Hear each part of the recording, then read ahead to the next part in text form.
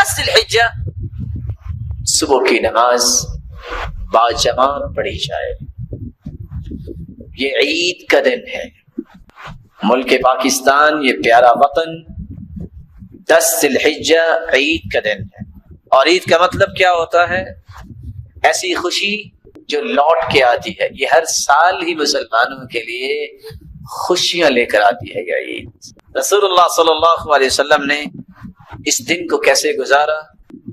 صبح کی نماز باجماعت پڑھائی، آپ نے پھر غسل کی، آپ نے مسواک کی، آپ نے خوشبو لگائی.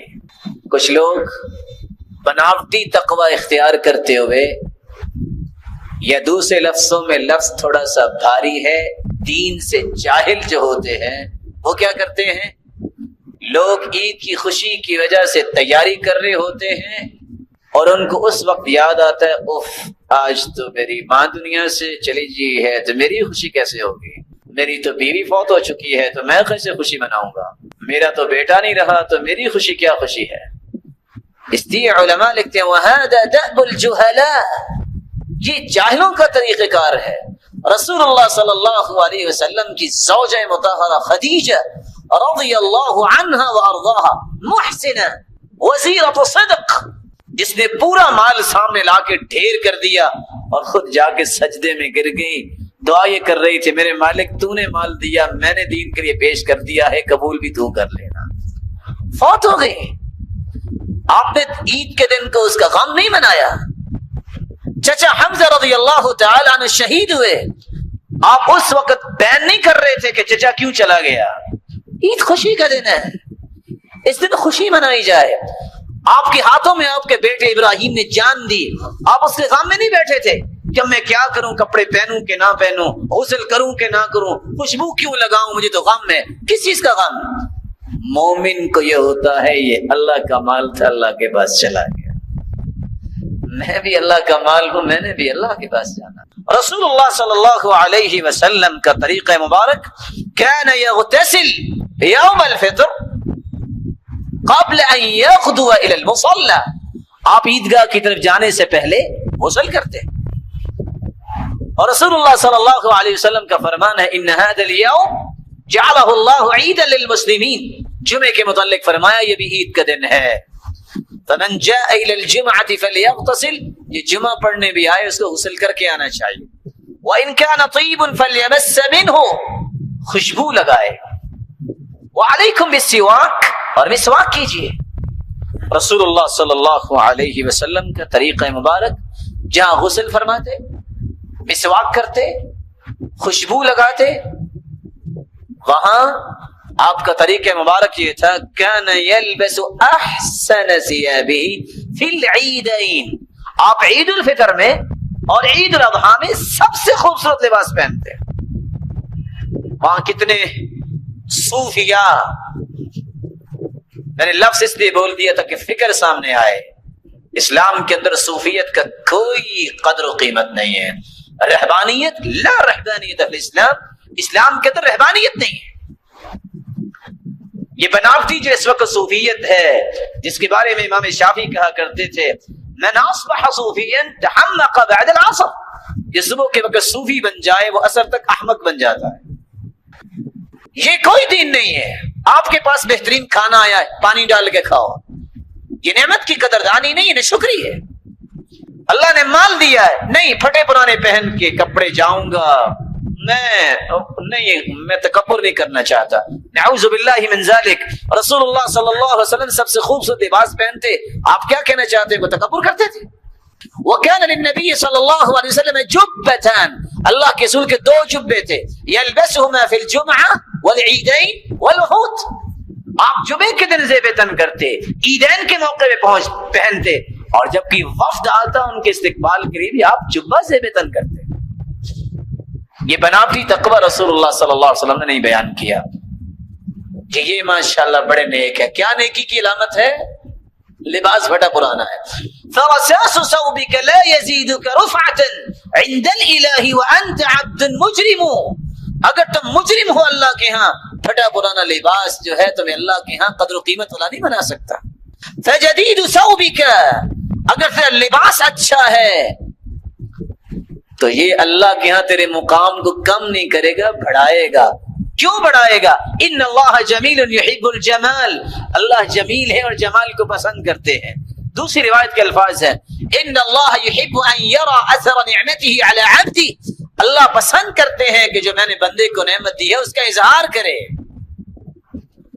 اللہ تو اس بات کو پسند کرتے ہیں کہ نعمت کا اظہار کیا جائے۔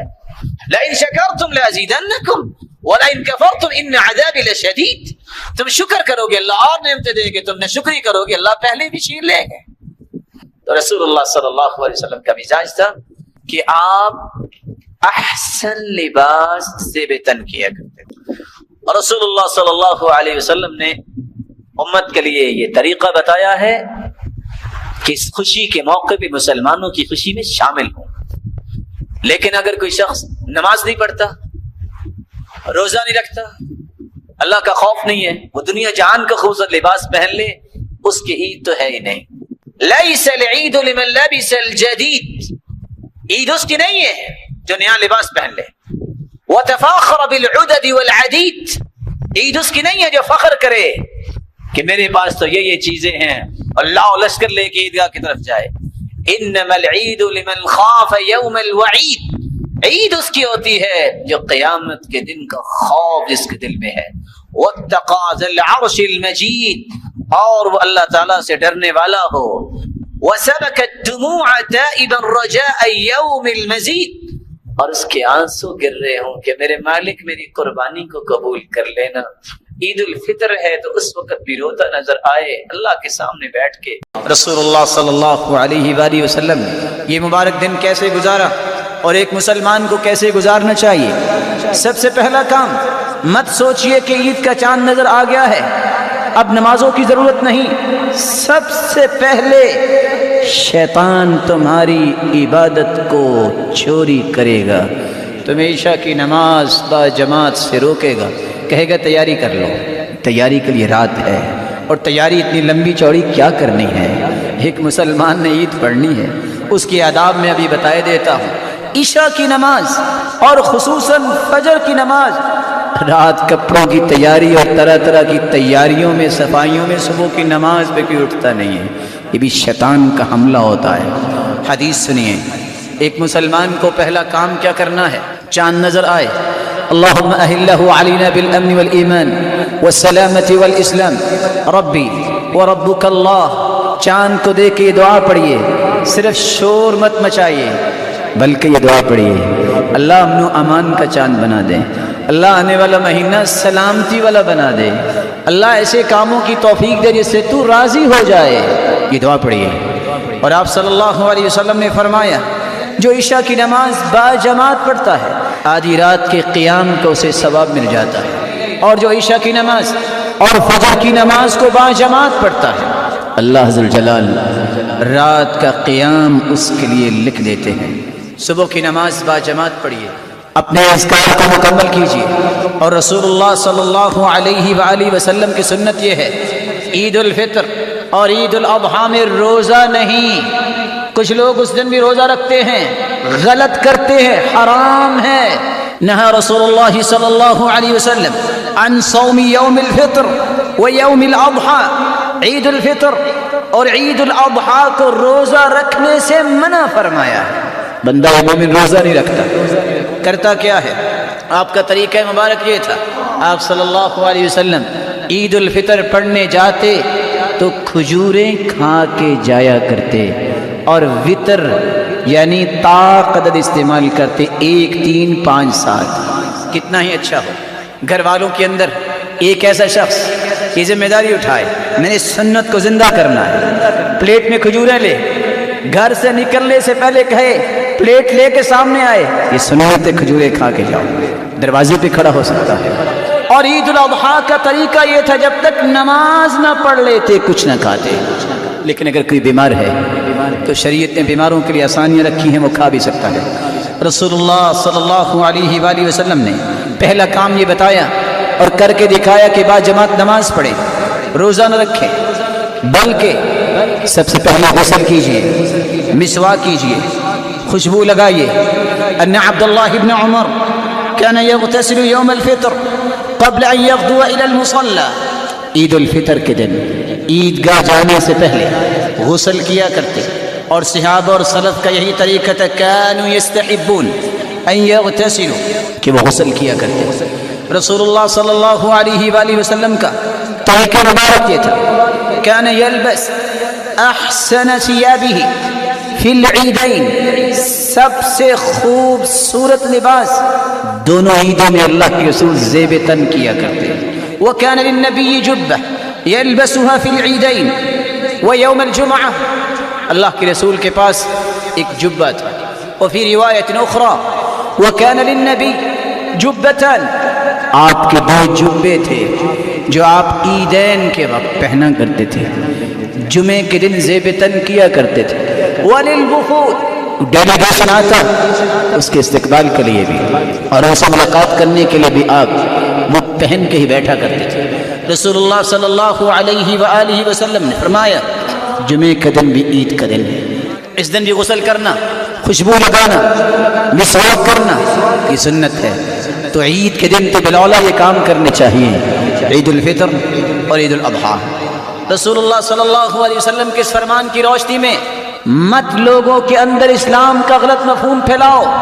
کچھ لوگوں کو عید کے دن یاد آتا ہے میرا فلاں فوت ہو گیا، وہ اللہ کے پاس اللہ کی رحمت میں ہوگا، اس کے لیے دعا کیجیے. مت سنت کو چھوڑیے کہ میں لباس نہیں پہنوں گا، مجھے تو غم ہے. یہ محمد کریم کو بھی تو غم تھے، ان کے پیارے بھی تو دنیا سے چلے گئے، ان کی بیٹیاں بھی تو اللہ کے پاس چلی گئیں. یہ صحابہ کرام کو بھی غم تھے، لیکن یہ غم خوشی میں رکاوٹ نہیں بنے. اور یہ جاہلوں کا طریقہ ہے کہ آج کسی خاندان میں کوئی فوت ہو جائے، شادی طے کی ہوئی 6 مہینے 7 سال لیٹ ہو جاتی ہے. یہ کوئی طریقہ ہے زندگی نہیں، یہ محمد مصطفیٰ نے طریقہ نہیں بتایا. خوشی کا دن، مسلمانوں کی خوشی کا دن، اس کو خوشی کے ساتھ گزاری، تیار ہو کے، بلکہ صبح کی نماز کے بعد اللہ کی کبریائی بیان کیجیے. كان يخرج يوم الفطر فيكبر حتى يأتي بالمصلى، اللہ کے رسول عید الفطر کے دن تکبیریں کہتے جب تک عید گاہ میں نہ آ جاتے. وحتى يقضي الصلاة، جب تک نماز نہ ہو جاتی اس وقت تک تکبیریں کہتے. مسلمان کو تکبیریں کہنی چاہیے. عید پڑھنے کے بعد صحابہ کرام کا معمول یہ تھا، جب صحابہ عید کے بعد ایک دوسرے کو ملتے تو یہ الفاظ کہتے تقبل اللہ منا ومنک، اللہ ہماری بھی عبادتوں کو قبول فرمائے اور آپ کی بھی عبادتوں کو قبول فرمائے. وَأَحَلَهُ اللَّهُ عَلَيْهِ، امام ابن تیمیہ رحمہ اللہ تعالی نقل کرتے ہیں یہ دعا، اللہ ایسی خوشیاں آپ کو بار بار دکھائے. رسول اللہ صلی اللہ علیہ وسلم نے ایک ادب یہ بھی بتایا، عید پڑھتے وقت جب عیدگاہ کی طرف آؤ پیدل چل کے آؤ. اگر بیمار ہے تو گاڑی استعمال ہو سکتی ہے، سواری استعمال ہو سکتی ہے. جس راستے سے آئے ہو واپسی پہ راستہ تبدیل کر کے جاؤ.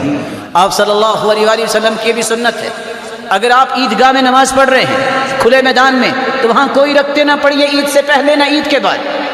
اگر آپ مسجد میں عید پڑھ رہے ہیں، نہیں انتظام ایسا، تو مسجد میں آ کے تحیت المسجد کی 2 رکعتیں پڑھ سکتے ہیں عید سے پہلے، کیونکہ آپ مسجد میں آئے. لیکن آپ کا طریقہ مبارک یہ تھا كان لا يصلي قبل العيد شيئا فإذا رجع إلى منزله صلى ركعتين. آپ عید سے پہلے اور عید کے بعد چونکہ میدان میں عید پڑھتے تھے، 1000 ہاتھ مسجد نبوی سے دور جگہ تھی جہاں یہ عید پڑھی جاتی مدینہ میں، اور مکہ میں جب سے عید فرض ہوئی ہے بیت اللہ کے اندر ہی پڑھی گئی ہے آج تک. تو آپ صلی اللہ علیہ وسلم کا معمول یہ تھا عید سے پہلے اور عید کے بعد کوئی بھی عیدگاہ میں رکعت نہ پڑھتے، لیکن جب گھر واپس آتے تو 2 رکعتیں پڑھا کرتے تھے. سنت ہے آپ عید پڑھنے کے بعد جب گھر واپس جائیں 2 رکعتیں پڑھیے اور آپ صلی اللہ علیہ وآلہ وسلم کی سنت کو زندہ کیجیے. یہ دن خوشی کا دن ہے، اس دن میں رشتہ داروں کے ساتھ ملیے، دعائیں دیجیے اور دعائیں لیجیے، صلہ رحمی کیجیے، خوشیاں بانٹیے، خوشیاں دیجیے اور خوشیاں وصول کیجیے. اور اللہ کے رسول صلی اللہ علیہ وسلم کے فرمان کے مطابق جاہلیت میں کھیل کود کے لیے دن خاص تھے، اللہ نے اچھے دن دے دیے. آپ کھیلنا بھی چاہتے ہیں، جائز کھیل وہ ہوتا ہے جس کی شریعت نے اجازت دی. جائز کھیل وہ ہوتا ہے جو کافروں کی مشابہت نہیں ہوتی، جائز کھیل وہ ہوتا ہے جس میں جوا نہیں ہوتا، جائز کھیل وہ ہوتا ہے جس کی ممانعت نہیں آئی۔ آپ نے فرمایا شطرنج کھیلنے والا، یہ چوسر کھیلنے والا ایسا ہے جیسے کسی نے خنزیر کے گوشت اور خون میں ہاتھ ڈالا ہے۔ مت ایسے کھیل کی طرف جائیے، مت جوا کی طرف جائیے، مت کافروں کی مشابہت کے کھیل کھیلیے۔ علموا اولادکم صبیانکم الرمایہ والسباحہ والفروسیہ وان کان فیہ مقال عند البعض، گھڑ سواری، تیراکی، تیر اندازی اپنے بچوں کو سکھائیے۔ اور آپ صلی اللہ علیہ وسلم بچوں کو دوڑ لگاتے، اس جگہ سے اس جگہ تک جو جیتے گا بیٹا میں اس کو کھجور دوں گا انعام۔ آپ نے گھڑ دوڑ یہ بھی کروائی، مقابلہ کروایا۔ مسلمانوں کو اس بات کا خیال کرنا ہوگا کہ اس خوشی کے موقع پہ اللہ کی ناراضگی نہ ہو۔ اللہ ذوالجلال یہ خوشی کے موقع ایمان کی حالت میں دیکھنے کی توفیق عطا فرمائے۔